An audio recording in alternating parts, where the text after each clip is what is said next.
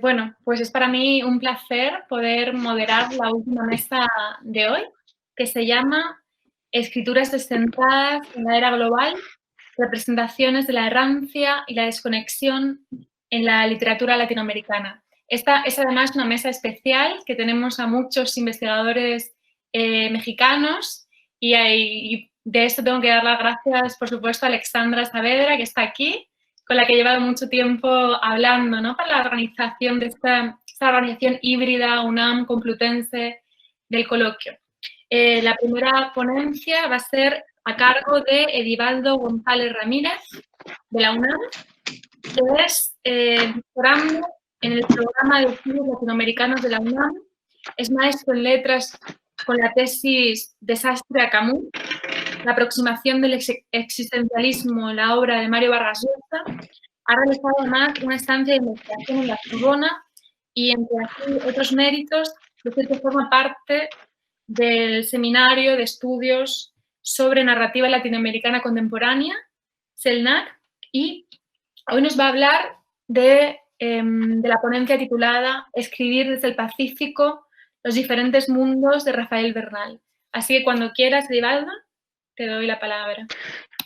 Sí, muchas gracias, Laura. Bueno, antes que muy buenos días a todos. Antes de comenzar, me gustaría agradecer a los organizadores, evidentemente, a la Cátedra Carlos Fuentes por la invitación que nos han hecho y al Centro de Estudios Mexicanos de la UNAM en España.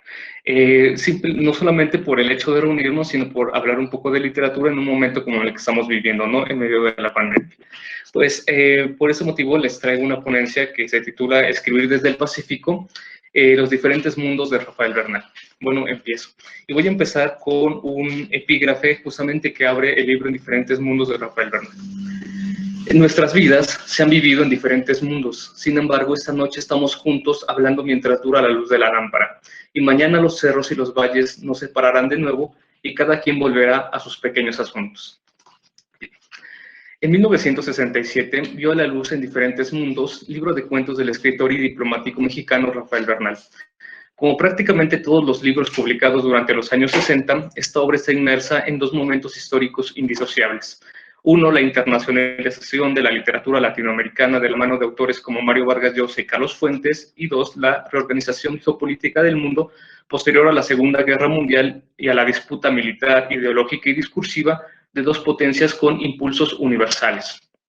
Dentro de este contexto, En diferentes mundos es una pieza única, porque presentará nuevas maneras de leer y representar el mundo en los albores de la globalización y un proyecto literario que precisará de una literatura antiuniversal en la cual todas las culturas conserven su centralidad sin una jerarquía nacida del poder político y económica de las potencias en turno.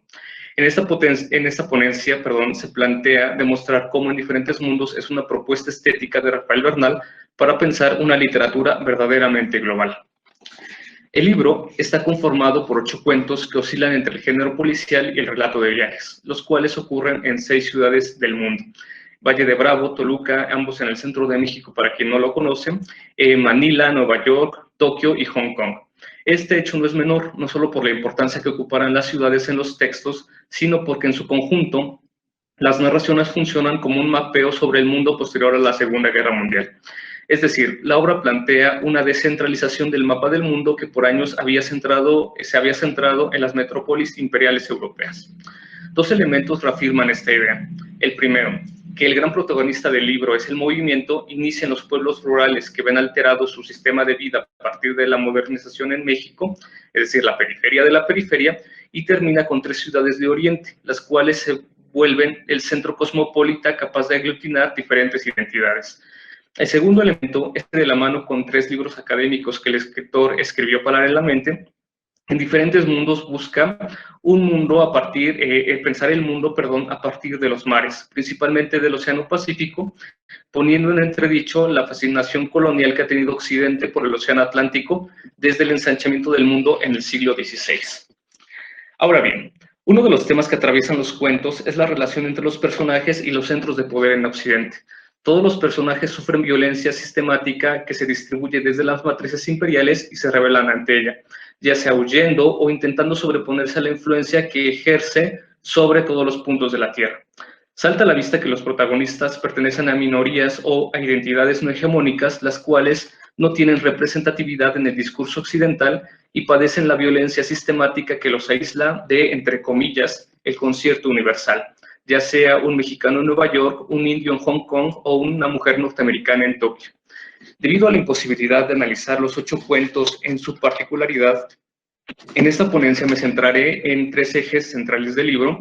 1, Occidente como una jerarquía. 2, la construcción discursiva de la diferencia. Y 3, la propuesta de un mundo mar. En la medida de lo posible, consideraré el cuento El Mexicano como paradigma de análisis. El Mexicano es uno de los cuentos de En diferentes mundos. Bueno, empiezo. 1, desestabilizar Occidente. Al trazar la tradición occidental con Oriente, es necesario referirnos a 2 libros académicos que Rafael Bernal escribió a la par del libro de cuentos citados, México en Filipinas, estudio de una transculturación de 1965, y El Gran Océano, publicado póstumamente en 1992. En el primero de ellos, el autor establece una idea que estará presente en los textos literarios y académicos del autor durante el último periodo de su vida, la idea de que Occidente es una construcción abstracta que jerarquiza y genera barreras dentro del sistema mundo. En México y en Filipinas, el autor expone que Occidente, más que una tradición que va de los griegos a la potencia económica y militar en turno, es un movimiento de expansión cuyo último fin o producto fue lograr la completud del globo terráqueo. Bajo este paradigma, Occidente no solo está conformada por culturas no cristianas desde la óptica de Rafael Bernal, como la árabe, sino también es considerada como una construcción arbitraria que sirvió para establecer marcos espaciales. Al preguntarse sobre cuál es Occidente para Oriente, el autor señala, cito, el mismo uso de la palabra se presenta con confusión geográfica, ya que los mexicanos y españoles que llegaban al Oriente lo hacían, como lo hacemos ahora, navegando hacia el Occidente. Esta afirmación, más allá de las polémicas que pudiera causar, tiene consigo un doble juego. Por un lado, establecer una noción de Occidente que no es privativa de Europa, sino que puede ser articulada desde diferentes tradiciones, y por el otro, expone indirectamente la carga imperial que ha tenido este concepto en el mundo entero, lo cual ha diseñado representaciones culturales y, como evidenciaba Edward Said, también literarias. En un mundo posterior a la Segunda Guerra Mundial, que se enfrenta al totalitarismo y a los sistemas monológicos que se disfrazan de universales, ¿cómo es posible escribir sin caer en los discursos e ideologías que jerarquizan el mundo cuando tratan de describir la diferencia? La respuesta que da Rafael Bernal en diferentes mundos se establece a partir de 2 postulados. Describir el mundo sin pasar por los centros ordenadores del discurso hegemónico y trazando o recuperando viejas tradiciones ancestrales, pero que han quedado ocultos por las narrativas imperiales. Estos 2 elementos los podemos observar en el cuento El Mexicano. Primeramente, el cuento nos narra el encuentro y la posterior conversación entre 2 mexicanos en Manila. En un primer momento, el narrador nos revela el asombro de encontrarse con un compatriota en un punto perdido del otro lado del océano. Sin inmutarse, después de escuchar al narrador, el anciano, que es con el que se encuentra el narrador, le pregunta, cito, ¿es usted mexicano? Sí. Solo a un mexicano se le ocurre soltar una mentada ante una cosa como esta, es decir, una puesta de sol. Últimamente he pensado mucho en lo que es ser mexicano. Antes no lo hacía, ni pensaba en ello. Hasta se me llegó a olvidar que yo era mexicano. Pero ahora, desde que estoy pensionado con 2 pesos diarios, veo que pronto voy a morirme y tal vez eso me hace pensar en México. Cierro cita. Bien. Este encuentro será fundamental para el narrador, el cual escuchará una historia personal que en realidad contiene la historia reciente del mundo. Sin grandes pretensiones, el anciano no solo describe reflexiones sobre su propia identidad, sino que le cuenta la Segunda Guerra Mundial desde las regiones más apartadas que padecen la guerra, sin atender a los grandes protagonistas legitimados por la historia. Asimismo, dejando en evidencia la absurda lejanía que siente el narrador, el anciano le enumera a todos los mexicanos, en realidad a todos los periféricos que se ha encontrado en sus viajes por Oriente. Es decir, más que un espacio contrario, el viajero encuentra lo familiar. Asimismo, más que a un otro, el narrador encuentra a un equivalente. En cuentos como Nueva York, Hong Kong y La Declaración, suceden casos parecidos. En ellos, los viajeros encuentran a sus semejantes hablando otra lengua, con otra piel, pero cargando la misma violencia que ellos mismos vivieron. En este punto, el mundo no solo se concibe como un lugar familiar, sino que los viajeros entienden su insignificancia en la vastedad del mundo, donde todos son como ellos. En el cuento, La Declaración, incluso, la protagonista está decidida a traicionar a su patria y a los valores de su país antes de ver desaparecer la diversidad del mundo, donde paradójicamente ha encontrado un hogar. Un aspecto importante aquí es que los personajes no solo encuentran a un interlocutor que ha padecido la misma violencia, sino que ambos se reconocen por el miedo, el terror y la desconfianza que sienten en los centros de poder que les ha impuesto barreras. 2. París es una aldea o relatar la diversidad del mundo. Ahora bien, en el anterior párrafo quedaban evidenciados dos aspectos. Uno, que cuando se hablaba del mundo se hablaba de la historia imperial de las antiguas metrópolis, y dos, que estas metrópolis son pequeños puntos perdidos en la vastedad inconfesada del mundo. Es por esto que cuando los personajes principales salen de sus pequeñas comunidades, da lo mismo que sea Nueva York, Toluca o Delhi, lo que encuentran es un gigantesco en donde su centro de desplazamiento, es decir, desde el lugar donde se afirma su identidad, su código de valores, se revela como una banalidad sin importancia. En un mundo gigantesco, donde la diferencia es lo común, el regreso al punto de partida carece de significado. Para este momento, pensemos en el epígrafe con el que comienza la obra cumbre de Rafael Bernal, El Gran Océano, que es un estudio del que hablé hace un momento. Y cito: no puedes hablarle del océano a una rana de charco, su esfera es limitada. No puedes hablarle del hielo a un insecto de verano, su capacidad está restringida por el tiempo. Pero ahora que has salido de tu esfera y has visto el gran océano, conoces ya tu propia insignificancia y puedo hablarte de los grandes principios. Cierro cita. Frente a la uniformidad del mundo que se está dando en la Guerra Fría, donde dos lógicas opuestas plantean posicionarse como los rectores y creadores de sentido, Rafael Bernal problematiza el flujo de la información, las narrativas y la construcción de sentido a través del mar, uno que vuelve pequeñas bahías a todos los pueblos y civilizaciones que existen en el mundo. En diferentes mundos, cada ciudad está relacionada directamente con las otras, y el protagonista central son las relaciones que establecen unas con otras. Termino. De una manera similar a la que esbozaría Otmar Ete, 50 años después, en su idea de literatura manglar, la propuesta de Rafael Bernal está encaminada en deshacer los centros de distribución de conocimiento y generar una verdadera comunicación más allá de las lógicas monológicas, valga la redundancia, que acompañan a los imperios en turno. En este sentido, no solo se trata de comprender que Nueva York y París son aldeas, sino de entender que la única forma de eliminar la violencia que comparten los protagonistas es articular nuevas narrativas más allá de la organización jerárquica de la metrópoli. Tal como establece Judith Butler, la única forma de hacer frente a la violencia es establecer narraciones que visibilicen las voces, los ecos y el dolor que las narrativas oficiales silencian. Pues, como comprenderían los personajes del cuento Hong Kong, los indios, afroamericanos, mexicanos, chinos, filipinos, peruanos, etcétera, y un larguísimo etcétera, son muchísimos más que los sujetos que les han creado las heridas coloniales que nunca habían visto que sangraban. Termino esta ponencia con una imagen de El Mexicano, de este libro de cuentos. Resguardados en una iglesia, el protagonista y un grupo de supervivientes resisten el asedio de las tropas japonesas en Manila. Cuando la masacre se convierte en terror, los refugiados son salvados por las tropas aliadas, las cuales no solo ponen fin a la guerra, sino que indirectamente concluyen el viaje iniciado por el protagonista en México. Me explico. A partir de ese momento, el mexicano que ha perdido a su familia filipina en la guerra, que se ha involucrado en los movimientos de independencia locales, que ha quedado solo en el mundo, sabe que a pesar de haber perdido todo, no volverá a México. Entre las tropas norteamericanas, el mexicano descubre a otro paisano, a otro mexicano que ha recorrido el mundo, se ha enlistado en el ejército extranjero, en el ejército estadounidense, y ha terminado en la misma isla del otro lado del mundo. Los dos se reconocen, intercambian palabras en español y recuerdan la tierra lejana a la que piensan volver aún, aunque ambos saben que nunca volverán. Y no volverán porque ambos se han convertido en el otro.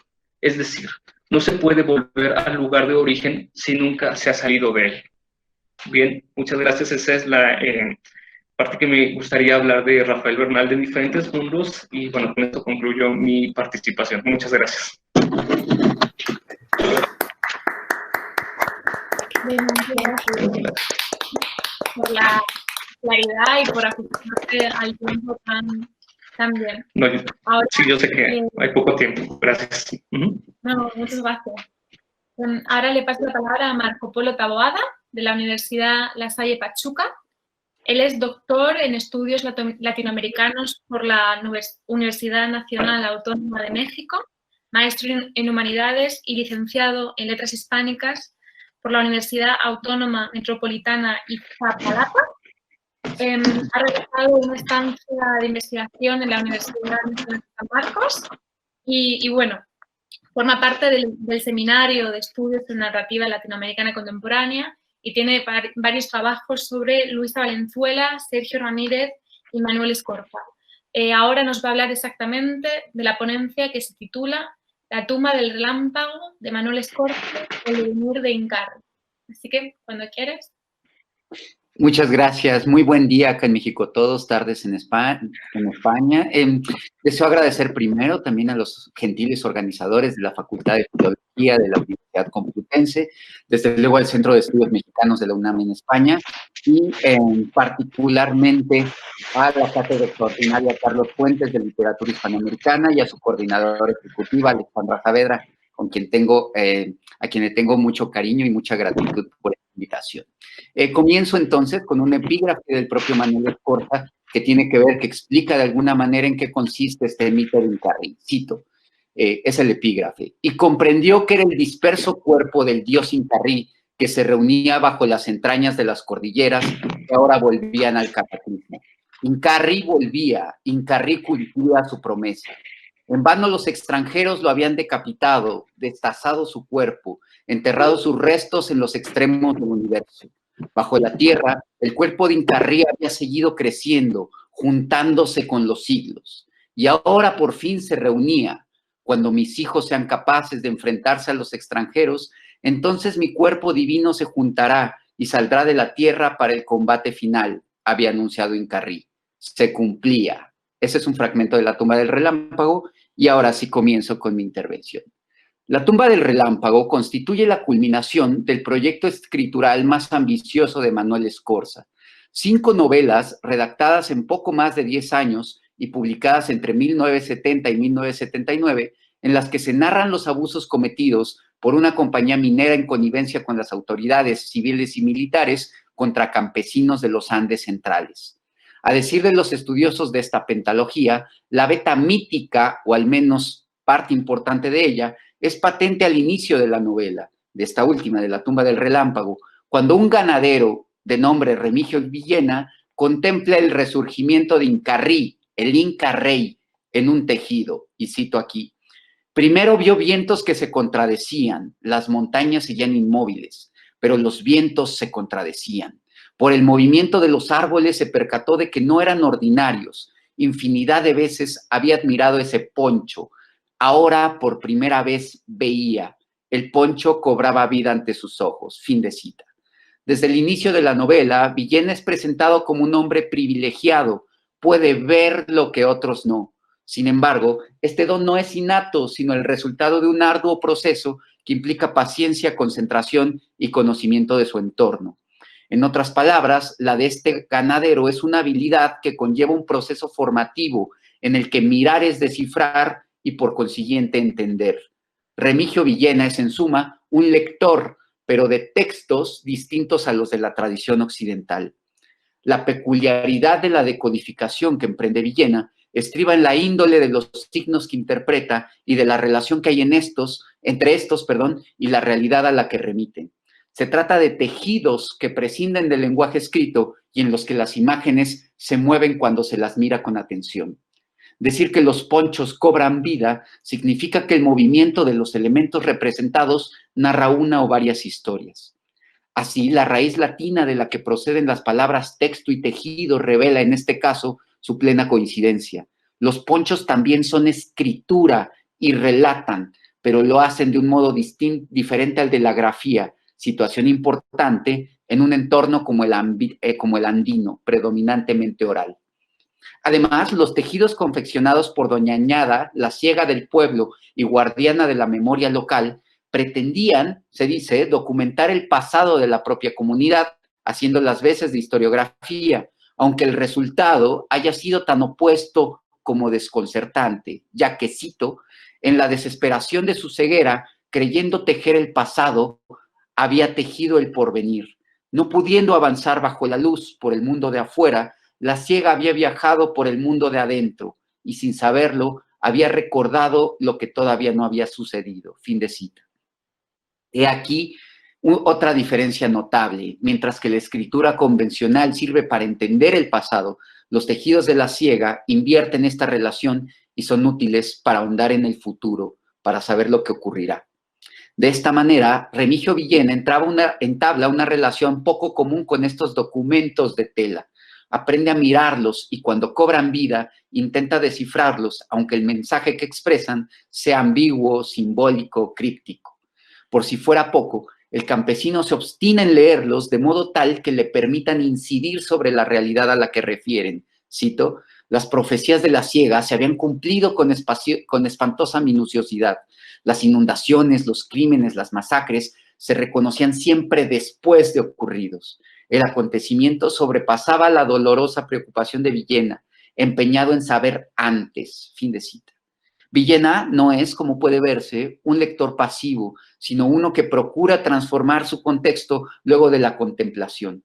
Me interesa destacar lo que de alternativa frente a los modelos imperantes hay en esta figuración de ponchos que cuentan historias, que suponen otro modo, inventado desde luego, sin asidero extratextual, pero no por ello menos valioso, de asentar los acontecimientos relevantes y comprender el mundo, modo que se enfrenta, al menos provisionalmente, al poder de la letra.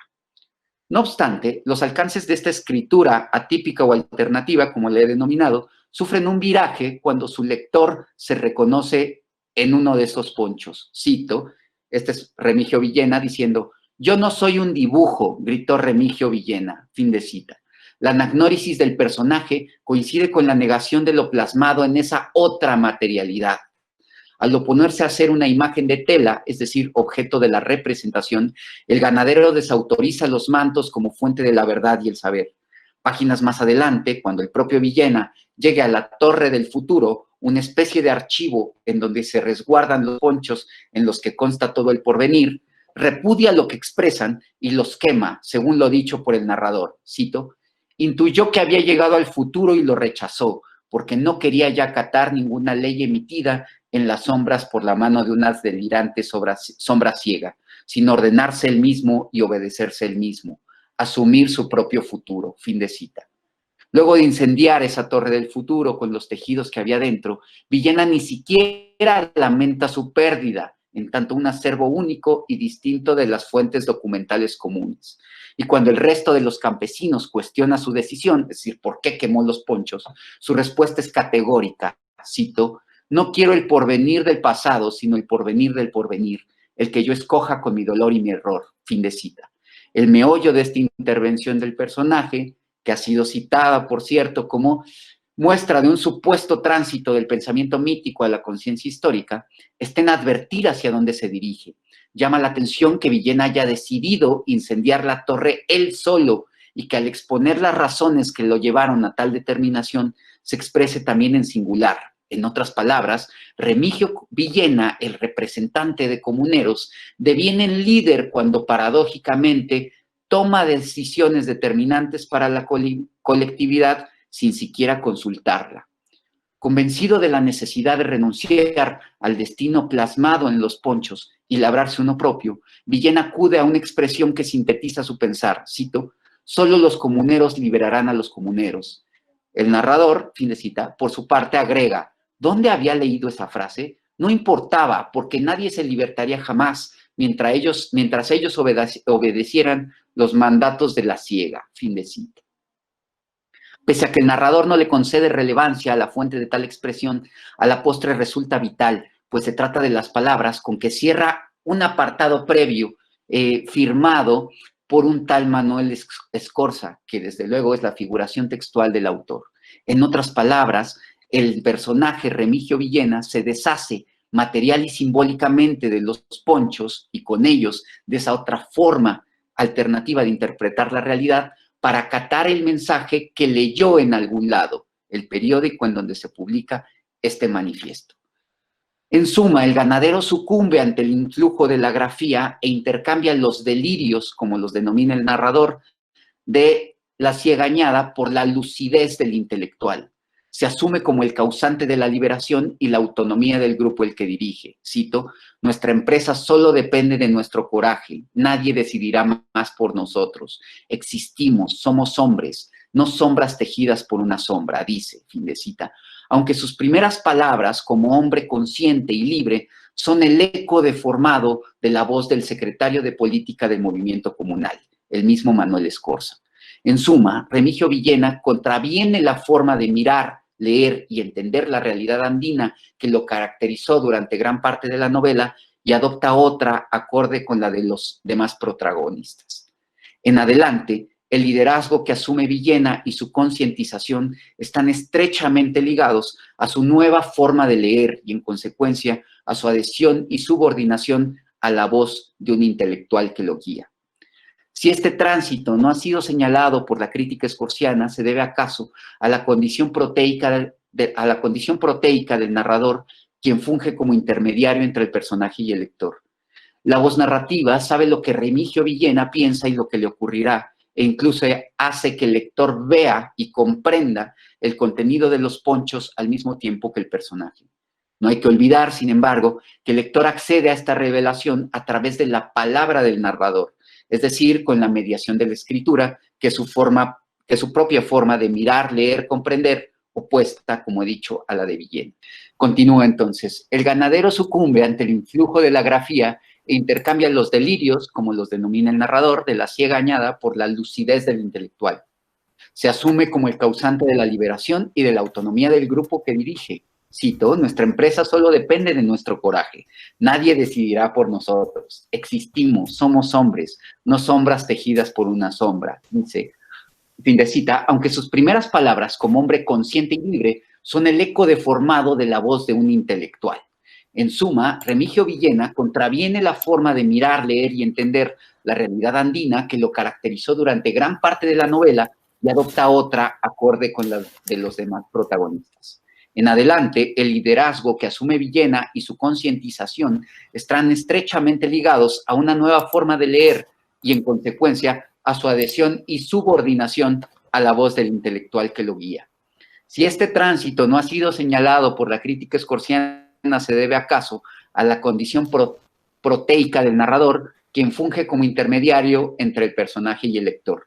La voz narrativa sabe lo que Remigio Villena piensa y lo que ocurrirá, e incluso hace que el lector vea y comprenda el contenido de los ponchos al mismo tiempo que el personaje. No hay que olvidar, sin embargo, que el lector accede a esta revelación a través de la palabra del narrador, es decir, con la mediación de la escritura, que es su propia forma de mirar, leer, comprender, opuesta, como he dicho, a la de Villena. Así, la perspectiva que se impone es la del narrador, con creces más amplias en cuanto que está fuera del mundo narrado que la del personaje. Lo relevante para el caso es subrayar que esa perspectiva imperante no es solo narrativa, sino sociocultural. Es mediante la visión del intelectual que el lector accede a la otra, la de Villena, y es también gracias a ella que el salto del ganadero hacia la letra es avalado e interpretado como avance, liberación y arribo a la conciencia. El narrador encomia que el campesino secunde las afirmaciones expresadas en el manifiesto del movimiento comunal, porque esa adhesión conlleva el acatamiento de la superioridad del sector intelectual que comparte una misma actividad. Pensar, es decir, discutir, leer, escribir, defender y reivindicar a la población andina. Es decir, tiene en común a los indígenas no como sujetos, sino como objeto de reflexión. La conversión de Remigio Villena, ¿de qué manera, me pregunto, se relaciona con el mito de Incarrí, aludido en el título de este trabajo, con el devenir de Incarrí? Bueno, propongo que a lo largo de la tumba del relámpago, los intelectuales empecinados en hablar por otros y representarlos, son ponderados como el grupo idóneo para ser la cabeza, literal y metafóricamente, de la rebelión y congregar en torno suyo al resto del cuerpo social, las extremidades del propio Incarrí. Según el mito de Incarrí, hago esta acotación rapidísima, se supone que el Inca Rey, que proviene este mito de, digamos, de la decapitación de Atahualpa, el Inca Rey fue desmembrado y sus restos están esparcidos a lo largo del mundo. Cuando ellos se rebelen, como cita en el epígrafe, bueno, el Inca Rey se reunirá para, digamos, tomar el control nuevamente. Por eso digo que los intelectuales serán la cabeza literal y metafórica y que son capaces de congregar al resto del cuerpo social, ¿no? Así, tanto la voz del narrador como las intervenciones de los personajes oscilan entre el afán de hermanarse con los desfavorecidos para luchar contra los extranjeros, como se lee en el pasaje que cité como epígrafe, y la necesidad de consolidar su lugar como dirigentes de la insurrección. El siguiente fragmento ofrece un indicio, cito: lo aclamaron, se refieren a otro protagonista, que es un abogado, intelectual y líder de la rebelión, perdón. Volvió a sentir miedo y luego, sin transición, entusiasmo. Esa gente que cantaba era el proletariado quechua que esperaba a su Lenin. Ignoraban quién era Lenin. Ningún indio se había alzado nunca hasta la lucidez histórica capaz de engendrar un Lenin. ¿Qué mierda importaba? Fin de cita. De la intervención de la voz narrativa, se colige que la comunidad indígena no sabe quién es Lenin ni puede engendrar uno, pero en cambio aclama y avala al abogado como su cabecilla. También resulta evidente que tanto el narrador como el mismo personaje abogado, que se llama Genaro Ledesma, se conceden esa lucidez histórica que niegan a los otros y la cual les permite reflexiones como la siguiente, cito: y comprendió, para todos esos hombres que marchaban detrás de banderas lamentables, el tiempo se había petrificado en el año 1532, año de la muerte del Inca Atahualpa, el hijo del sol. Desde entonces, el tiempo se había salido de sus márgenes, había retrocedido, había subido en lugar de bajar. Fin de cita. Comprender significa, en este caso, percatarse del mundo al revés instaurado durante la conquista y producir un vuelco radical que reoriente hacia su cauce el espacio y tiempo detenido. Realizar en suma el Pachacuti. El Pachacuti es precisamente esta figura que propone, digamos, cíclicamente cambiar, trocar el orden de las cosas, ¿no? Si Genaro Ledesma, el personaje abogado, va al frente del resto y sin bandera alguno, es porque él representa la cabeza, lucidez, capaz de hacer posible dicha transformación, de restituir el orden. Recuérdese que Incarrí está explícitamente asociado con el orden, con la ley y con la creación, según Mercedes López Baralt, ¿no? Sin embargo, más que recrear el pasado mítico, la novela lo proyecta hacia el futuro como promesa de liberación, como único gozne entre ambos tiempos y también entre distintos grupos sociales. La sumisión y el fervor que, según la voz mandante, los campesinos le brindan al abogado es notoria, como si incapaces de alcanzar la lucidez del intelectual no pudieran sino venerarlo. Así el abogado deviene en profeta visionario, mentor y padre, osado revolucionario e incluso descubridor y cronista. Cito: yo como Colón, dice Ledesma, me embarco con los que me siguen. Fin de cita. La frase, reiterada en varios capítulos, sintetiza el propósito que la novela asigna al cabecilla de la revuelta, el de encontrar e inventar un mundo nuevo, un futuro. Sin embargo, la expresión delata al mismo tiempo la paradoja del proyecto liberador del intelectual. Para conducir a los demás a ese estadio histórico diametralmente opuesto al existente, le son indispensables las herramientas conceptuales, valorativas, discursivas, etcétera, brindadas por esa cultura a la que curiosamente considera una suerte de impas entre el pasado mítico y el provisorio porvenir.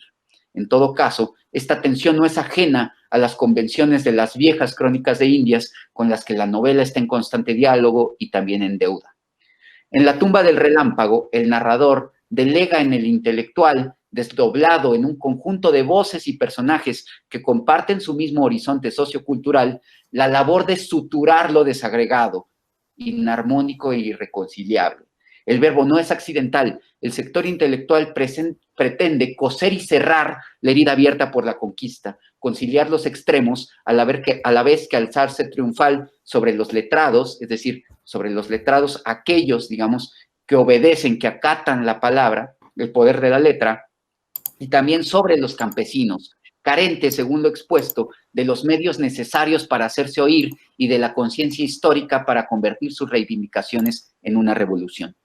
Es probable, ya casi termino, lo prometo, que la poética de la novela pueda condensarse en esta metáfora implicada en la alusión al dios cuyas partes se unen bajo tierra. Toda vez que la sociedad peruana está representada como fracturada y desigual desde la conquista, al intelectual contemporáneo le correspondería, gracias a su privilegiado entendimiento, según la novela, la función de congregar, de hermanarse con el otro para luchar contra los extranjeros y sus defensores. Tal vez, como señala Mercedes López Baralt, al no lograrse ni los propósitos del colonizador, es decir, la integración del indio a su economía, sociedad y cultura, ni la esperanza mesiánica nativa, la reestructuración sociocultural en el ámbito histórico, el mito representa y actualiza la liminalidad que ha caracterizado la existencia del pueblo quechua durante los últimos 5 siglos. Quizá esto explique la persistencia del mito de Incarrí, y es por eso que me interesaba traerlo a cuento, digamos, pese a que la novela ya tiene unos años de haber sido publicada, ¿no? Quizá esto, insisto, explique la presencia del mito de Incarrí desde la colonia hasta nuestros días y su presencia actualizada y elevada al plano formal en la novela que cierra la pentalogía de Manuel Escorza. Por último, querría recordar que Antonio Cornejo Polar advirtió en su momento, y con su agudeza habitual, que el entusiasmo con el que Manuel Escorza y su generación emprendieron la modernización editorial en el Perú, es decir, Manuel Escorza fue uno de los primeros en popularizar, digamos, o en hacer más la circulación de libros en los años 50. Es un proyecto denominado Populibros. Bueno, entonces, según Antonio Cornejo Polar, el entusiasmo con el que Escorza y su generación emprendieron esta modernización obedecía a su necesidad, muy poco moderna, por cierto, de crear un público lector capaz de asimilar y consumir su obra. La figuración del intelectual en La tumba del relámpago, en la novela, invita a volver sobre las reflexiones del investigador peruano. Si por un lado este sector carece del poder político-económico de algunos letrados y por otro del sustrato histórico-cultural indígena, ¿dónde tiene su lugar? Y lo que me pregunto ¿es que acaso, a falta de un espacio social específico, el intelectual debe también construirlo mediante la ficción? ¿Es que el intelectual peruano tiene cabida y porvenir no solo ejerciendo la escritura, sino figurándose, es decir, dentro de ella? En todo caso, en esta breve intervención he querido mostrar que el mito de Incarrí es más que una simple e inocua alusión. Antes bien, Escorza eleva al plano de la composición artística, lo eleva y lo imbrica con la discusión tan álgida durante los años 60 y 70 sobre el lugar del escritor y el intelectual en la sociedad. A nosotros, sus lectores y críticos, nos corresponde volver a su narrativa con denuedo y rigor para hacerle emerger del silencio y lograr que, como le sucede a Remigio Villena, el tejido, el poncho, cobre vida ante nuestros ojos. Es todo. Bueno, muchísimas gracias, no solo por la ponencia, sino por la concentración, por haberte adaptado a esta interrupción extraña, ¿no? De verdad, muchísimas gracias y disculpas otra vez. Ahora le toca el turno a Claudia Urbano Gómez. Ella es profesora actualmente en la Universidad Iberoamericana de Puebla, si recuerdo bien. También forma parte del Seminario de Estudios sobre Narrativa Latinoamericana Contemporánea. Es maestra en letras, ha sido encargada de prensa y promoción del grupo editorial Área Paidós. También fue becaria del Colegio de México y en el Centro de Investigaciones sobre América Latina y el Caribe de la UNAM. Bueno, y sin más dilación, te paso la palabra con la ponencia que se titula De lo privado a lo público, la representación del sujeto errático en la poética narrativa del material humano, de Rodrigo Rey Rosa. Muchísimas gracias. Bueno, antes de comenzar, también me gustaría agradecerle a todos los gentiles organizadores, que a pesar de estos problemas, pues bueno, estamos tomándolos con muchísimo humor. A todos los presentes, por supuesto, al Centro de Estudios Mexicanos UNAM España y muy especialmente a la Cátedra Carlos Fuentes y a su coordinadora Alexandra Saavedra por haberme invitado a este importante congreso. Bueno, pues sin más, para no dilatar más la situación, comienzo la lectura de mi ponencia. La reinterpretación que hizo Lacan sobre la teoría freudiana del inconsciente, entendido como un efecto particular del lenguaje, expuso una sugerente forma de vincular dicho concepto psicoanalítico con la sociedad. En lugar de pensarse como una región privada, inestable, tumultuosa y ubicada en el confín del sujeto, el filósofo francés demuestra que el inconsciente se estructura como el lenguaje y de ese modo opera también fuera de nosotros, relacionándose entre nosotros mediante símbolos, tejiendo una amplia e intrincada red que nos rodea, pero que nos resulta imposible sujetar. Sobre esa base, la dimensión íntima inconsciente establece embragues indisolubles con la pública lingüística, de tal manera que se trazan vías que van desde el adentro subjetivo hacia el afuera objetivo y viceversa, caminos por donde transita el sujeto de la enunciación para relacionarse con el mundo y especialmente con los espacios construidos en la ficción. Por lo anterior, la única forma de escrutar los movimientos errantes del sujeto y su cartografía imaginaria es mediante los enunciados emitidos por dicho inconsciente lenguaje, los cuales están caracterizados por su opacidad esencial, misma que exige un prolijo trabajo de interpretación. Como actos de enunciación atravesados por un etos estético, los textos literarios son espacios privilegiados para explicar las representaciones artísticas de la errancia del sujeto, desde una perspectiva crítica y poética. En este orden de ideas, la presente investigación se plantea analizar la representación del movimiento del sujeto que va de lo público a lo privado en la poética del libro El material humano, escrito por el autor guatemalteco Rodrigo Rey Rosa. Esta obra se sustenta en una estética de autoficción metaficcional, donde se narran simultáneamente dos historias. Una de ellas cuenta el proceso de investigación hecho por un escritor al siniestro Archivo Nacional de Policía de Guatemala, el cual fue armado durante la dictadura, desarticulado y enterrado después de la firma de los acuerdos de paz en 1996, y finalmente recuperado por una misteriosa explosión en el 2005, donde se encontró casi podrido e infestado de murciélagos. La otra expone cómo el personaje vive el proceso de comprensión de la violencia teleológica guatemalteca y al mismo tiempo se ve afectado por los efectos de los traumas colectivos provocados por la guerra y los individuales ocasionados por el secuestro de la madre del personaje. Según lo anterior, en esta obra se tensan distintos cruces entre el acontecer político y violento de Guatemala durante la posguerra, con el proceso epistemológico e íntimo que lleva al personaje principal a elaborar estrategias para comprender la complejidad, no solo de los materiales que estudia, sino también de su función como signos productores de sentido en la dimensión simbólica. Al pensar lo simbólico como el filtro compuesto por el inconsciente lenguaje descrito líneas atrás, Rey Rosa deconstruye la figura del archivo en su función institucional y conceptual, mediante desplazamientos del sujeto que van de lo público a lo privado para interpretar los signos opacos hallados en su investigación, aunque en ocasiones admita la incapacidad de conseguirlo. Por estas razones, la forma en que Rodrigo Rey Rosa incorpora en su programa literario el problema de la violencia simbólica es mediante una introspección a ese continente íntimo al que llamamos subjetividad, especialmente en la exploración de los traumas y además en los intentos de comprender el horror. Sobre esa base, la ruta de análisis aquí propuesta se compondrá de 3 movimientos con los que se explorarán las relaciones que van de lo público a lo privado y viceversa. 1. Orden del libro, orden del pensamiento. El libro de Rey Rosa es un texto cuya forma composicional se plantea como un archivo, por cuanto su constitución es la de un libro, guión, diario, guión, bitácora, de investigación que se asemeja mucho a la disposición del texto mal de archivo de Jacques Derrida. Tiene 2 estructuras. La primera se divide en 11 secciones que comprenden una introducción, 4 libretas, 5 cuadernos, una nota y varios legajos de hojas sueltas que están diseminados a lo largo de la narración. Esta disposición hace pensar que el texto en las manos del lector es, en realidad, la evidencia de un proceso de investigación. Sin embargo, el epígrafe reza del siguiente modo: aunque no lo parezca, aunque no quiera parecerlo, esta es una obra de ficción. Con dichas señas, lo primero que se infiere es que este libro opera como una máquina de prometer, pues sus marcas de género orientan a pensar que se trata del conjunto de información de un investigador, para luego decir que es una historia novelada. El relato inicia en la parte correspondiente a la introducción, la cual está mediada por la voz de un narrador autodiegético en clave discurso directo, con evidentes marcas autoficcionales. Dicha voz informa sobre las misteriosas condiciones en las que apareció el Archivo Nacional de la Policía de Guatemala y expresa su proyecto de indagar en los documentos que allí aparecen.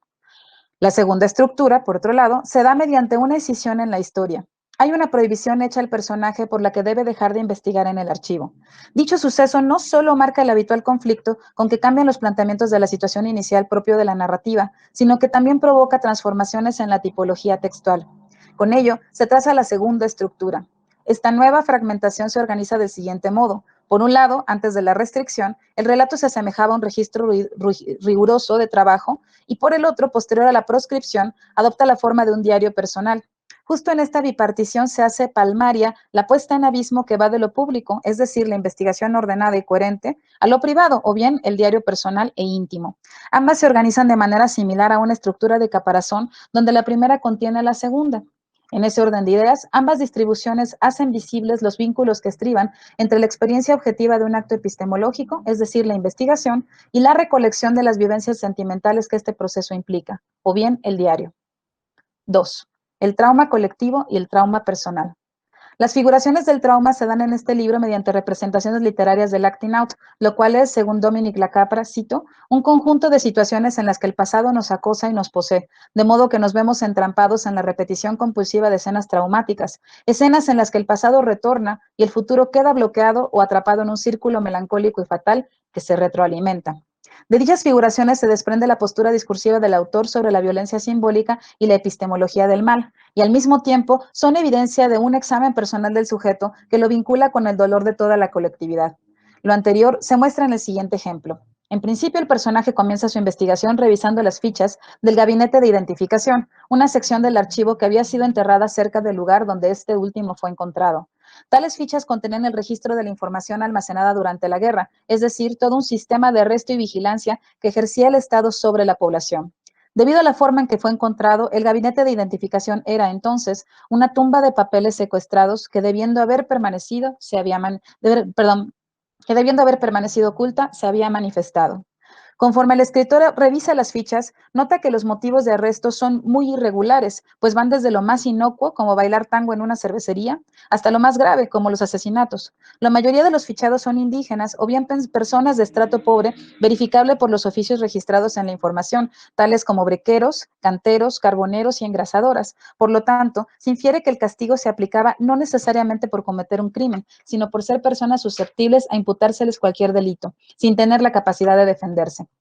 El ingreso a dicho gabinete suponía la primera hoja del historial criminalístico de los fichados, de tal manera que determinaba al material humano que ingresaba en las cárceles. Por todo lo dicho, se infiere que formar parte del acervo del gabinete de identificación significaba estar cautivo en la vigilancia ominosa del Estado, razón por la que el personaje escritor comienza a cavilar indistintamente las posibilidades de reclusión sufridas por los reos del gabinete hasta que intempestivamente recuerda el secuestro de su madre. Aparejada con esa evocación, también nace la sospecha de que alguno de los archivistas pudo haber sido quien llevó a cabo ese crimen, por tratarse de un grupo variopinto de estudiantes, activistas, guerrilleros retirados y ominosos policías preocupados porque sus crímenes no fueran descubiertos. El secuestro, entonces, se vuelve una imagen de iteración que vincula el trauma colectivo de la población capturada con el trauma personal del escritor. Un archivo secuestrado que posee un gabinete secuestrado, donde se retiene información de personas secuestradas por el Estado, que a su vez dan las claves del secuestro de la madre del escritor. Una relación que va del trauma colectivo al trauma individual mediante la repetición del terror del secuestro, la representación narrativa del acting out, tanto en la atormentada mente del personaje como en la dolorida memoria de la comunidad.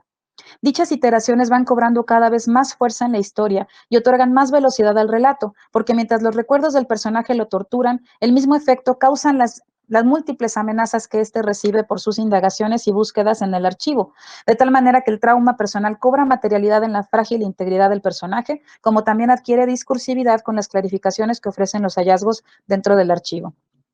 3. El archivo institución y el archivo concepto. No obstante, según la descripción breve de la situación política y social de Guatemala, hecha al principio de esta lectura, el hallazgo del archivo debería representar un espacio privilegiado en donde buscar justicia para la población herida, debido a que alberga una cantidad innumerable de pruebas documentales del genocidio efectuado durante el último cuarto del siglo XX en tal país. Sobre esa base, ¿por qué entonces tiene esa tintura tan siniestra? Lo anterior orienta a pensar que Rey Rosa no solo representa la aparición del Archivo Nacional de Policía como un suceso para discutir la historia reciente de su país, sino que también explora el sentido epistemológico denotado en la palabra archivo con el propósito de comprender cómo se articula, organiza y razona la violencia. De acuerdo con esta idea, Alexander Ortiz Wallner señala que en el material humano, cito, el archivo se desdobla así en dos cuerpos. Uno es institución y dos es concepto. Lo cual quiere decir en el libro, la figuración de este lugar suscita dos interpretaciones. Por un lado, la correspondiente a sus funciones legales, donde se custodian pruebas documentales de un periodo histórico, y por el otro, la que discute su sentido como categoría de pensamiento. El diálogo entre ambas lecturas hace posible divulgar la importancia del hallazgo para resolver múltiples procesos legales e institucionales en Guatemala, y además comprender el sistema biopolítico escrito en los documentos albergados en ese lugar. Al seguir una vez más la interpretación del archivo en esta narración desde su sentido de institución, notamos que la intención de generar el paradigma de los delincuentes que entran a los cuarteles de policía supone la posibilidad de crear un patrón sintomático tanto de la situación social como criminal del país y por ese motivo tener las bases para erradicarlo. Es por ello que se emplea el término material humano para designar a los arrestados con el propósito de dar objetividad propia de una ciencia exacta a las prácticas de represión ejercidas y documentadas. En esta inmersión, también es posible comprender la denotación del archivo como concepto, porque el personaje escritor detecta evidencias del razonamiento que provocan la violencia generalizada, tales como el despreciable trato hacia los semejantes expuesto en el mote material humano, la discriminación social y racial de los detenidos, y por último, la falta de empatía con estos. Es por lo dicho que la proliferación y caos de las libretas del personaje escritor son en realidad una representación metaficcional de los fallidos intentos por comprender los orígenes sistemáticos de la catástrofe guatemalteca, presente en los incalculables procesos documentados en el archivo. En ese orden de ideas, se hace visible cómo el protagonista comienza a entender que este lugar detenta el relato original del sistema de coacciones y excesos con el que ha operado el Estado guatemalteco desde que se tiene memoria. Por tal razón, para Ortiz Wallner, el archivo del material humano es la imagen poética de la genealogía de la violencia, ya que se trata del arca que contiene tanto el remedio de la ausencia de justicia, pero también alberga las formas que hacen posible el mal.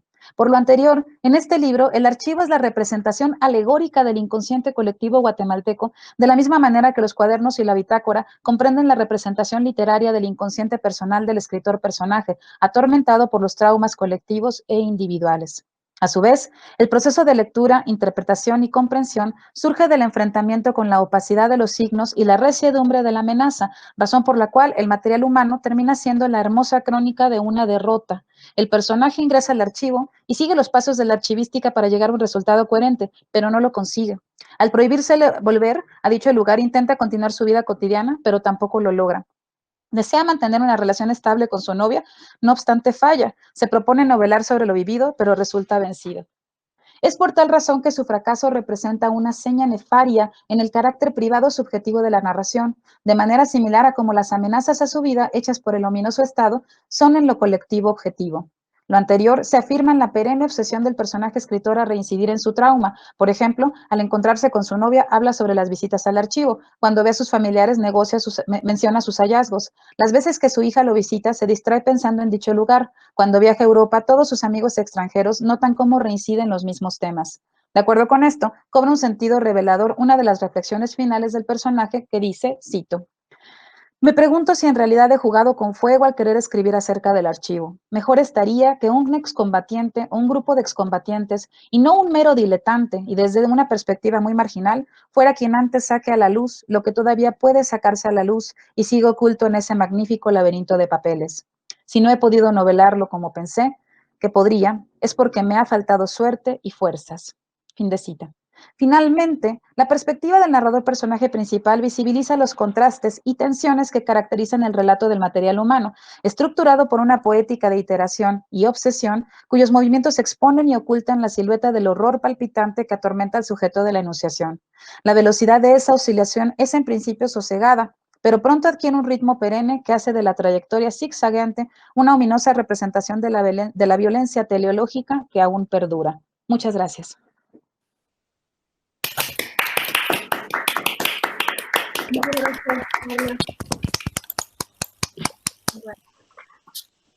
Ahora vamos con nuestra última ponencia de la mesa y del día, con Ignacio Ballester Pardo, de la Universidad de Alicante, que es doctor en Filosofía y Letras por la Universidad de Alicante, miembro del Centro de Estudios Literarios Iberoamericanos de Mario Benedetti, también del Seminario de Investigación de Poesía Contemporánea, y es autor del libro La dimensión cívica en la poesía mexicana contemporánea, herencia, tradición y renovación, en la obra de Vicente Quirarte. Y nos va a hablar hoy sobre la versión de Margot Glantz tuitera, con una ponencia que se llama ¿Qué le importa a Margot Glantz Twitter en la literatura?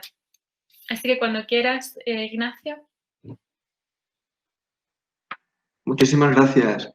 Laura, creo que ya se está compartiendo la pantalla. Yo de momento no lo veo. Vamos, creo que no se está compartiendo. ¿Prueba otra vez? Sí, la comparto rápidamente. A ver. Siento No te la preocupes. espera.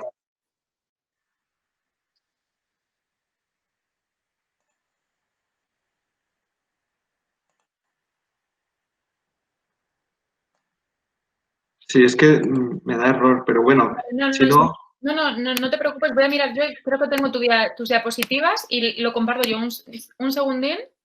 A ver. Vale, Laura, gracias. Es que... Ignacio Ballester, sí, voy a compartir yo la pantalla, no te preocupes. A ver, Ignacio, presentar ahora.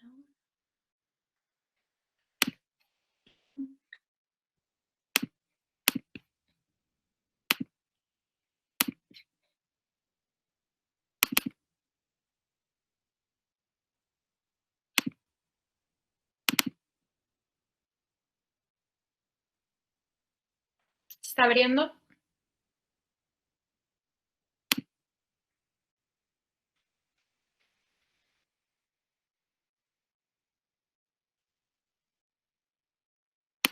¿Veis ahora mismo la pantalla?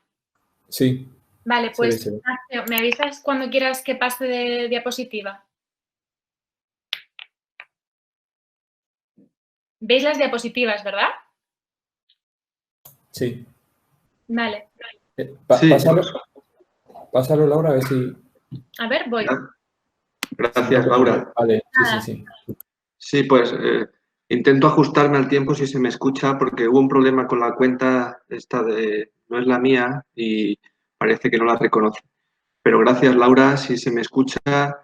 Sí, te Agradezco una vez más todo el trabajo del excelente comité, la paciencia, la admirable entereza con la que resuelven los problemas, la presencia también del Centro de Estudios Mexicanos, España, UNAM, y sobre todo de la cátedra extraordinaria Carlos Fuentes con Alejandra Saavedra. Voy a hablar de Margot Glantz, de su perfil de Twitter, y en esta siguiente diapositiva de la introducción parto de dos libros. Yo también me acuerdo, publicado en 2014, donde reúne una serie de tweets, y el que publicó recientemente en 2018, y por mirarlo todo nada veía, ambos en Sexto Piso, y tienen relación con Twitter, como digo, con su perfil, donde se define como escritora y viajera. También lo hace así en ambos libros, en la biografía. Ya no es viajera, por lo que todo el mundo sabe, pero la escritura en Twitter le ha permitido acercarse de alguna manera a la relación también de España con México, puesto que en esta breve, voy a intentar ajustarme al tiempo de exposición, ella, como tuitera, @Margo_Glantz, sigue la actualidad de Italia, de España, en el estallido de la pandemia. Nos vamos a centrar en 21 días, porque desde distintos puntos de vista se habla de 3 semanas para cualquier cambio. En este caso, el cambio de la normalidad a la nueva etapa que vivimos, pues nos permite estudiar este trabajo a partir del libro El lectoespectador, de Vicente Luis Mora, donde también en ese tránsito de lo digital a lo impreso publica una serie de entradas que compartió en su blog y que ahora en este libro impreso, Vicente Luis Mora, vemos ya en la siguiente diapositiva, cuando habla de la percepción fractal. Es que para Vicente Luis Mora, la percepción fractal precisamente sería esa manera de observar la realidad, de ver.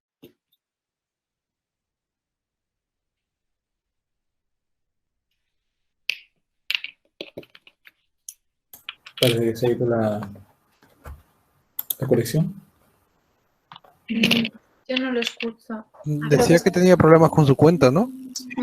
Pero no esperaba que estallasen tan rápido. A ver, Bueno, voy a compartir un segundo.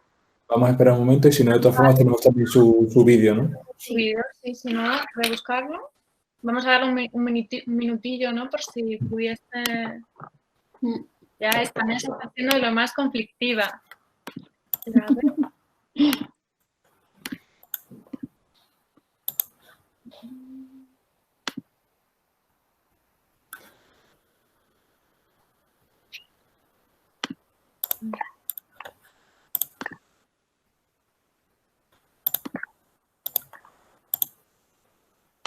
Ignacio, no vuelve, ¿no? Laura, yo tengo aquí el libro, o sea, el vídeo. Sí. Sí. Si te parece, lo comparto yo, porque como tú tienes que administrar, pues si Ah, alguien... vale. ¿Vale? Yo tardo un segundo en buscarlo. A ver.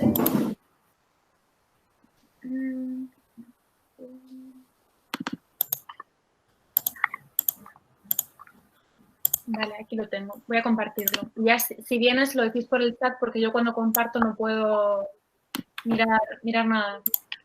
Ujú.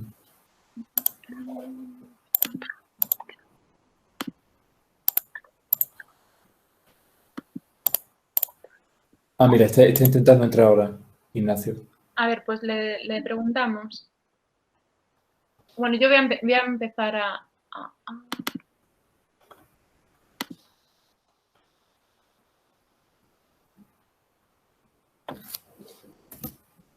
Si habla, lo dejo compartir. Bien. ¿Ignacio? ¿Ignacio?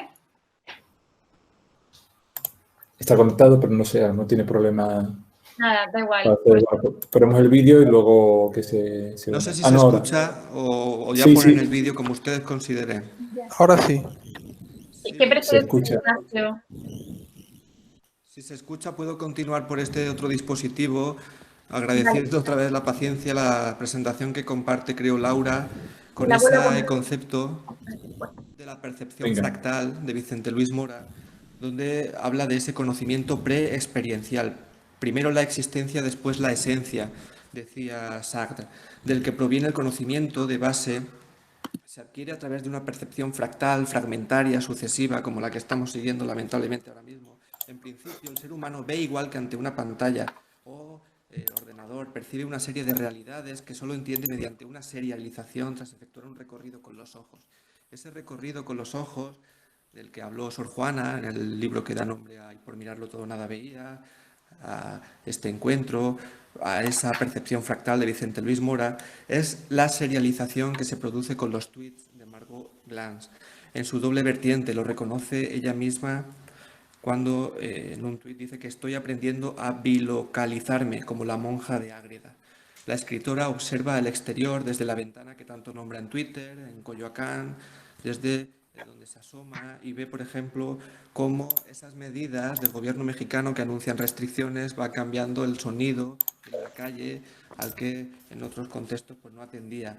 Se trata de una serialización, el canto de los pájaros, casualmente también con Twitter y toda esa serie de precisamente serialización de la que habla Vicente Luis Mora. Un rompecabezas analítico que conforma de algún modo la narrativa de Glantz. En su obra impresa encontramos la dispersión, la aparente banalidad y ahora con Zoom, con Google Meet, todas estas plataformas reproduce ese barroquismo sintáctico, ese quiebre en tweets como los que vemos, también a propósito en la segunda diapositiva de esa percepción fractal de Vicente Luis Mora y de cómo se acuerda, dicen yo también me acuerdo, que Sor Juana y muchas otras monjas del convento de San Jerónimo murieron en una epidemia de tifo en 1695. Me acuerdo es la anáfora, el paralelismo de esta sucesión que luego pasará, pensando en las redes sociales, en la aprobación pública, al me gusta, un me gusta que se sucede en esta obra hasta 97 veces, como sintagma. Al hablar del segundo punto, para ir ya agilizando un poquito la exposición, la viralización. Gracias, Laura. A diferencia de Sor Juana, que pasó sus últimos días confinada por la peste sin saber qué ocurría en el exterior, Margot Glantz tiene acceso al conocimiento virtual que circula de un lado al otro del Atlántico en la propagación del virus. Pese a esta aparente conexión con la realidad, ante tamaña descontrolada información, se pierde la confianza de la que habla Slavoj Žižek en Pandemia, libro del 2020. No es casual que un fenómeno mediático múltiples veces compartido en un periódico, Ignacio. en un periodo breve, reciba el nombre de viralización, cercano a las palabras como virilalización y viralización. Ignacio, disculpa. No sé si Sí. se escucha. ¿Puedes acercarte un poco al micrófono? Porque algunas veces se va la voz. Fluctúa un poco, sí. Sí, decía que Jorge Carrión también trata el tema de lo viral en un reciente libro y dice que desde marzo todo sucede en la panpágina. Nuestro conocimiento del exterior se limita a los códigos cibernéticos. La India, por citar uno de los destinos que tanto conoce la escritora mexicana, donde habla en sus libros, pues sirve para plantear este viaje como motivo de su obra, y la telefísica, concepto que se podría vincular con Heriberto Yepes, también escritor mexicano. El inicio de Y por mirarlo todo nada veía ofrece, sin saberlo, 2 años antes de la situación que nos ocupa ahora mismo, un planteamiento de orden moral. Esta es la primera oración, la primera frase de esa extensísima oración. El enunciado dice: al leer las noticias, ¿cómo decidir qué es lo más importante?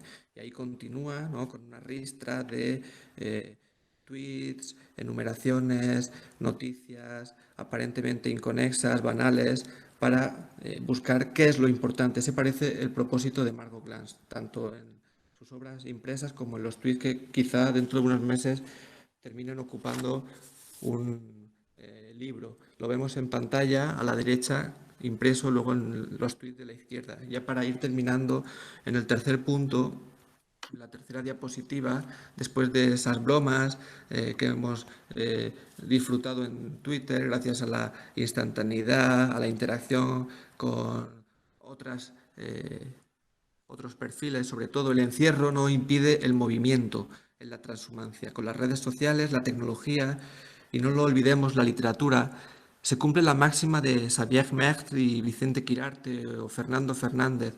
Es posible viajar alrededor de la alcoba para adaptarse, dispositivo móvil mediante, a los cambios que nos dicen que suceden. Ahora bien, el tránsito mental es ordenado por fuerzas físicas o telefísicas, según Yepes, fragmentos de la realidad impuesta que ni conocemos ni sabemos todavía que forman parte de un relato mayor. Cual borregos, seguimos, ese es el verbo, to follow, a perfiles que nos llevan a otros tiempos y espacios todavía virtuales. Una de las preguntas de la que intenta responder Margot, donde habla en Y por mirarlo todo nada veía, de Washington, de Alemania, de Hiroshima, de distintos espacios que comparten ese tiempo, ese totum revolutum, del que distinguir, con algunos ejemplos en pantalla. ¿Qué se pretende? Que los 140 caracteres obligatorios de Twitter, ahora 280, estén arruinando la sintaxis. Eso no lo dice Margot Glantz en Twitter, sino en su obra reciente, pero alguien la cita y a partir de ahí se establece el diálogo.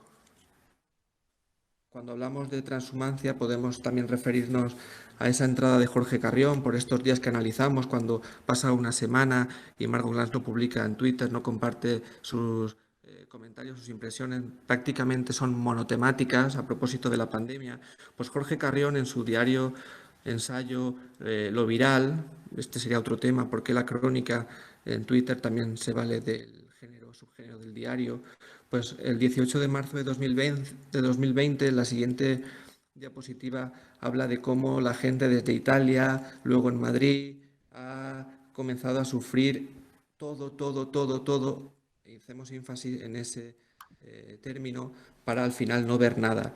Es un oxímoron que de Italia a España va llegando a México. Margot Glantz lo refleja en su obra y al final, para concluir, pues destacamos algunos conceptos en la última diapositiva, y es que podemos considerar a Margot Glantz desde la óptica de Vicente Luis Mora como lectoespectadora, sobre todo en los últimos meses. Esa fragmentariedad que veíamos en su obra impresa se da lógicamente en las redes sociales, y como escritura diarística que persigue y termina logrando una reciprocidad intertextual, sobre todo a partir de Sor Juana, en el título del libro ya mencionado, con la interacción de otros perfiles que al final forman una tesela contra la efervescencia efímera cibernética. Y pues al cabo una renuncia de la aparente banalidad para no responder a la pregunta ¿qué importa?, pero sí establecer un fondo de pantalla, de página, a favor de la heterodoxia de una escritura cooperativa del presente, en el que, pese a las dificultades, los problemas, la crisis sanitaria, social, política, también literaria en algunas ocasiones, más para la escritura que para la lectura, quizá, suponga un encuentro, un hallazgo, un motivo. Gracias.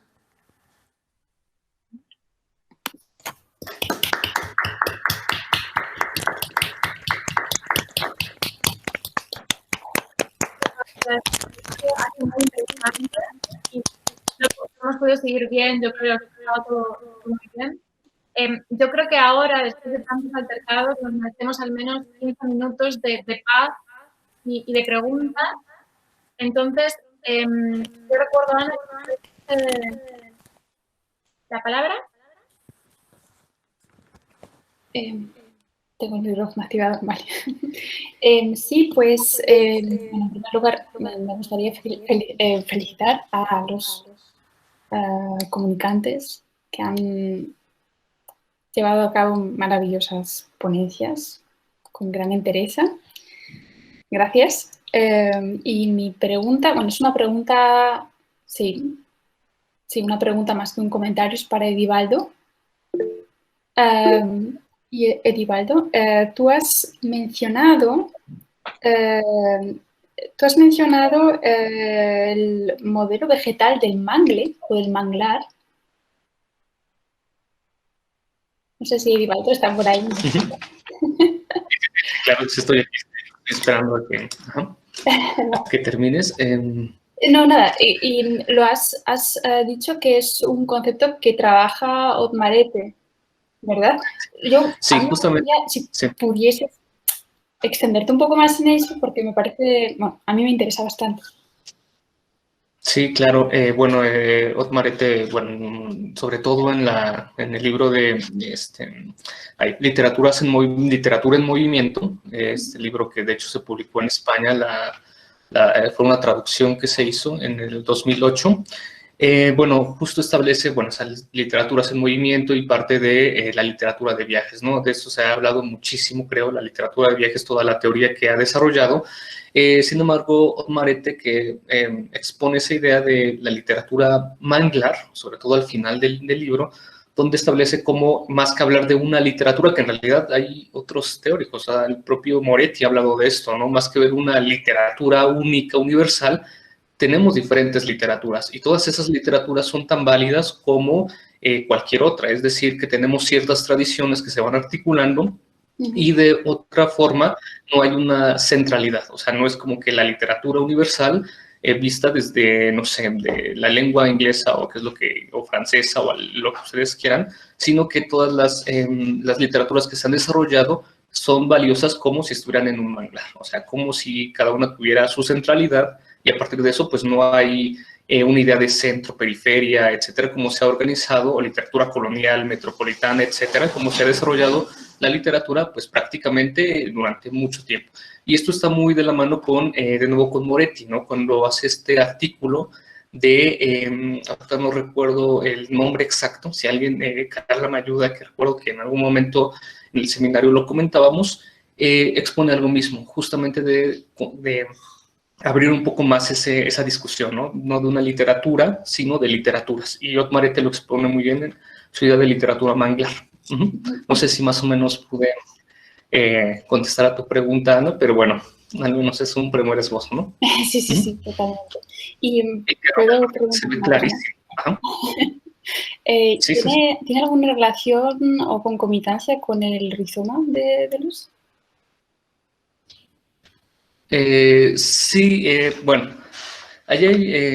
yo creo que sí, en todo caso, bueno, en la cuestión de Rafael Bernal, o sea, recordemos que es una obra ya más del siglo, bueno, mejor dicho, del siglo XX, mediados, ya la parte de Otmarete sí, evidentemente, con todo lo que se está desarrollando. Pero, bueno, ahora sí, volviendo a mi tema, ¿no? O sea, la cuestión de Rafael Bernal emparenta mucho con la idea de Otmarete. O sea, Otmarete la pone en el 50, Rafael Bernal hace, bueno, en el 60 y tantos, pero creo que son dos cuestiones completamente diferentes. O sea, ya no están dialogando directamente. Con Otmarete no creo ni siquiera que él lo haya leído a Rafael Bernal, ¿no? Vale, muchas gracias. No, pues gracias. Ay, perdón, si me permiten tantito, es que, Ana, Yo creo que sí hay alguna birrelación entre la literatura manglar y rizoma. Sin embargo, la diferencia sería la postura de Deleuze de la literatura menor, yo pienso.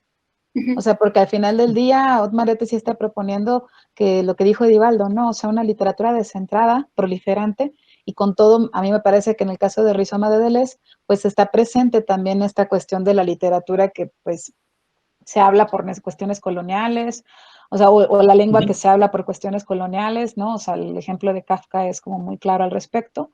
Y pues esa parte me parece que no está tan presente en la postura de Ete. Gracias por la aclaración. Sí, exactamente. Bueno, Alexandra, si quieres intervenir ahora. Sí, muchas gracias. Un comentario, pregunta para Marco.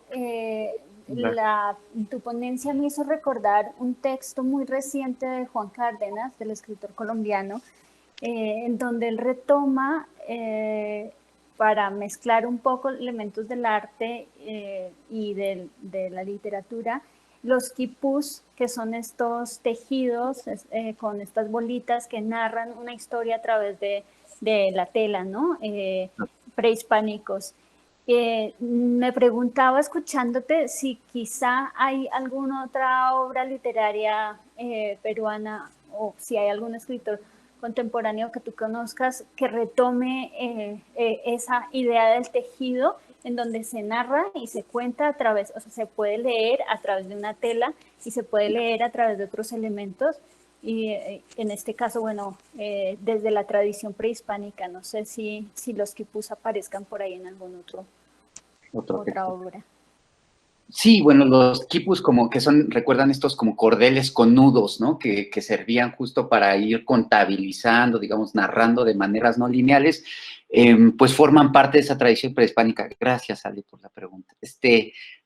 Yo creo que los quipus como tales debe de haber algunos textos, no me viene a la mente ahora uno de inmediato, pero lo que sí puedo aseverar es que precisamente, digamos, esta pugna entre la voz, digamos, y la letra, ¿no? Es permanente en prácticamente todas, bueno, no sé si en todas, pero en buena, digamos, en un corpus muy amplio de la literatura latinoamericana, ¿no? De hecho, hay quienes se han encargado precisamente de establecer una tradición a partir de estos entrecruzamientos y también de estas tensiones, ¿no? Yo en algún momento he procurado, no puedo exponerlo acá, pero de algún modo lo aludía, he tratado de, en el área andina, de retomar precisamente el episodio de Cajamarca, el desencuentro de Cajamarca, como lo denomina Antonio Cornejo Polar, ya saben, esta supuesta entrevista que se da entre el padre Valverde y el Inca Atahualpa, donde el padre le muestra un breviario o la propia Biblia, las versiones se contradicen, Atahualpa, y Atahualpa quiere escuchar el libro y le dice, es que a mí no me dice nada, ¿no? Entonces lo avienta, y a partir de ese, digamos, de ese fracaso, por así decirlo, del libro en los Andes, bueno, podemos leer muy buena parte precisamente de nuestras tradiciones. Incluso me atrevería a decir, ahora que escuchaba, por ejemplo, la ponencia de Carla, que me ha parecido fascinante, bueno, que precisamente este entrevero de estilos, de géneros, de mixturas, digamos, se asemeja, ¿no? Esto que decía Carla de la máquina de Prometer se asemeja en buena medida a estos procesos de construcción que aparecen ya en las crónicas, ¿no? Es decir, la crónica es, en muchos sentidos, ¿no? Una máquina de prometer y de jalar, por así decirlo, formas, discursos, manifestaciones de distinta índole, ¿no? Que lo que pretenden es legitimar una voz como verdadera, ¿no? Te juro que lo que ocurrió, lo que yo te dije, te juro que es como yo te digo, ¿no? Aunque las cosas que se narren sean como las de Bernal, que se apareció la Virgen y resolvió la batalla en favor de los, digamos, de los soldados españoles. Entonces, más allá, digamos, de eso que se narre, el marco de legitimidad tiene que ver con esta búsqueda precisamente de cauces expresivos, digámoslo así, que permite enunciar y construir una voz. En el caso de las literaturas andinas, y ya con esto cierro, hay una serie de textos bastante, digamos, recientes que otra vez problematizan, no sé si a partir de quipus, pero sí, digamos, que traen a cuento estos mitos de procedencia andina y que, desde luego, en vista de que están expresados en novelas, implican ya digamos, una serie de tensiones. Pienso en las novelas de Oscar Colchado, por ejemplo, en Hombres de Mar, que es, digamos, 2011, por ahí. Pienso en varias, es que tengo ganas de voltear, pero no me acuerdo ahora de por dónde están. Pienso en Ese camino existe, perdón, es que si no se me olvida. Pienso en El rumor de las aguas mansas, por ejemplo, de Cristian Reynoso, es decir, de obras de digamos, del nuevo milenio, del nuevo siglo, que precisamente están trayendo, digamos, están tratando de unir, no sé si lo logren, es problemático en sí mismo, pero al menos están intentando poner en diálogo, ¿no?, estas formas de enunciación que pertenecen a sistemas socioculturales distintos, ¿no? Entonces, no sé si, digamos, de rebote algo, en algo respondo a esto, pero gracias. Gracias. ¿Vas a decir algo, Alexandra? ¿No? Vale. Bueno, pues muchas gracias, Marco, por la respuesta. No sé si hay más preguntas. Si no, Bueno, nada, por mi parte, una pregunta a Edivaldo. Me llama mucho la atención lo que se había dicho, de que precisamente uno piensa, ¿no?, que uno es del país que es cuando sale al extranjero, que es un comentario que yo he escuchado mucho de compañeros y gente que ha ido al extranjero. Hasta que uno no sale, no se da cuenta, ¿no?, de su identidad nacional. Y sin embargo, creo que la identidad nacional es como un concepto como ambivalente, ¿no? Por una parte vivimos en un mundo cada vez más globalizado, en el que cada vez se cuestiona más que nos aferremos a la identidad nacional, pero por otra sigue ahí. Entonces, nada, les quería preguntar a Edivaldo, ¿qué le parecen textos como El laberinto de la soledad de Octavio Paz, que aún tienen cierto prestigio, pero que también se pueden ver cuestionados por ahí, ¿no? Por intentar hacer una identidad nacional que en el fondo muchas veces se construye, ¿no?, bajo clichés o bajo mitos que no son siempre del todo reales.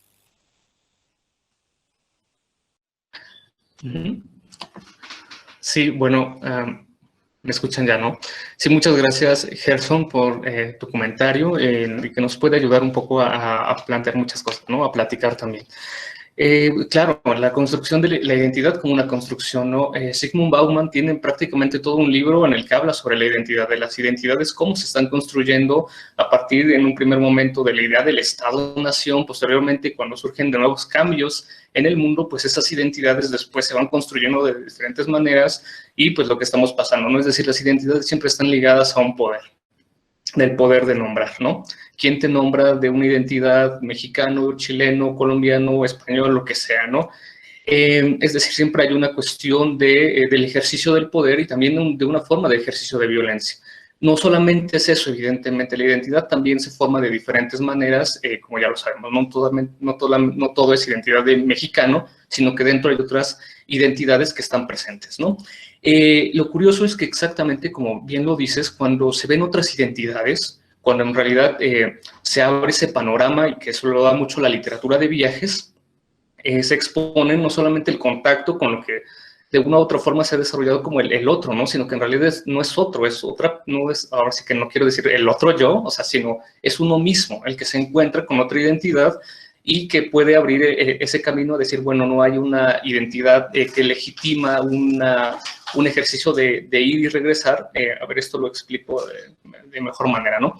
En la literatura de viajes se expresa que para que la literatura de viajes se cumpla tiene que haber una salida y un retorno. Es decir, ese retorno llega y cuando concluye ese retorno se puede dar una identificación con lo familiar, con lo lejano, con las otredades, etc.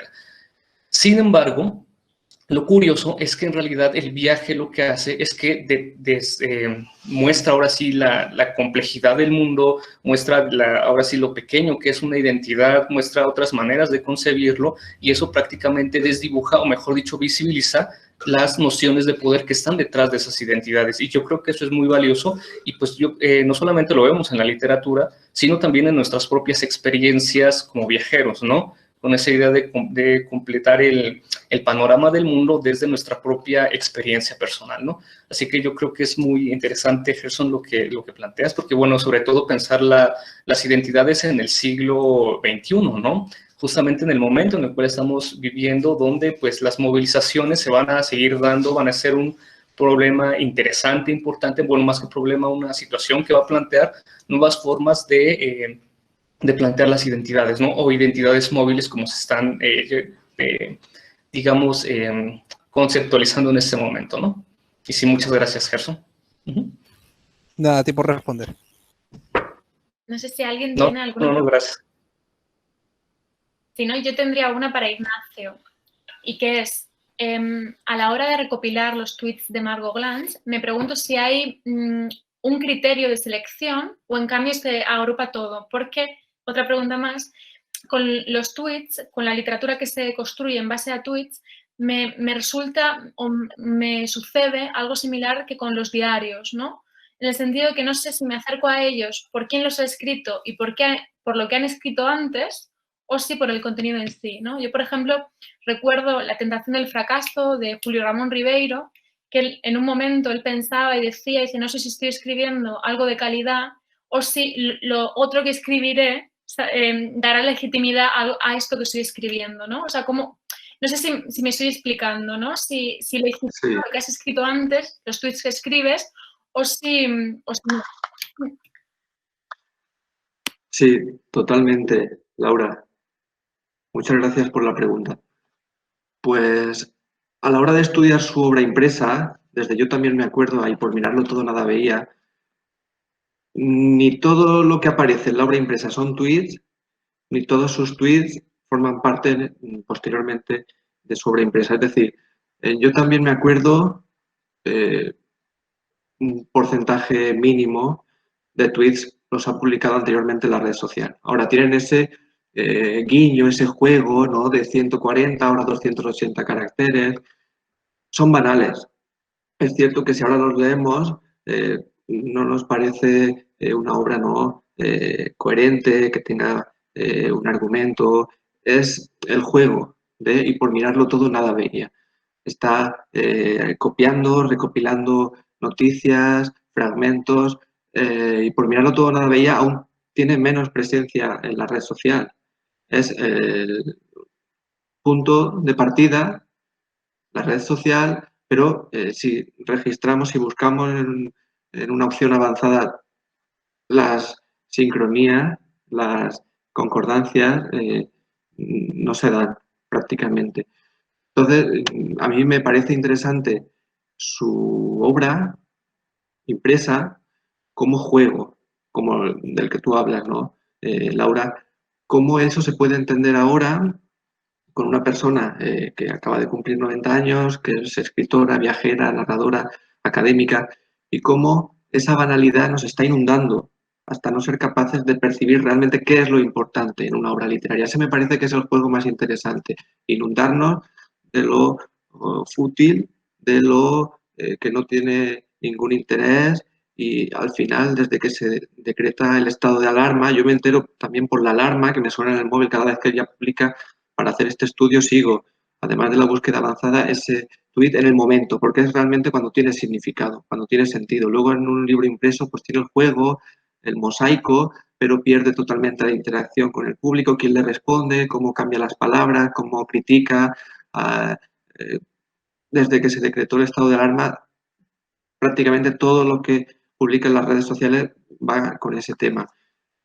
Pienso entonces que la distancia sería importante a la hora de hacer un estudio de este tipo, pero sí ver cómo a la vez que publica una obra impresa está escribiendo y en menor medida, cada vez menos, por mirarlo todo nada veía, pero sí que tiene una presencia en la literatura y al final estamos recurriendo a lo impreso.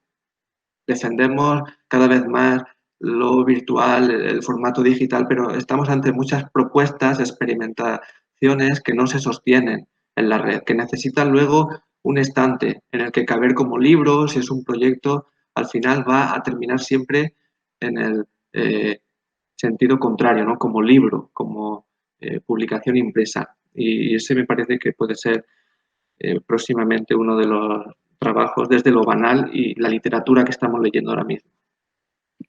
Vale, muchísimas gracias, Ignacio. Bueno, yo creo que con esto ya damos por finalizada esta mesa tan convulsa. Muchísimas gracias, ya no solo por vuestras ponencias, sino por la entereza.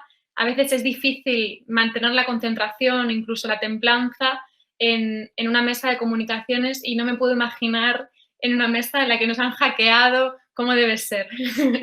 Así que muchísimas gracias de verdad. Esta noche vamos a retocar los links, los enlaces y seguramente a final de noche española, principio de mañana, todos recibáis un correo con enlaces privados. En caso de que alguien que está aquí presente no lo reciba mañana por la mañana, que escriba el correo del CIGIL y yo se lo mando, pero en teoría va a haber un envío general, pero selectivo.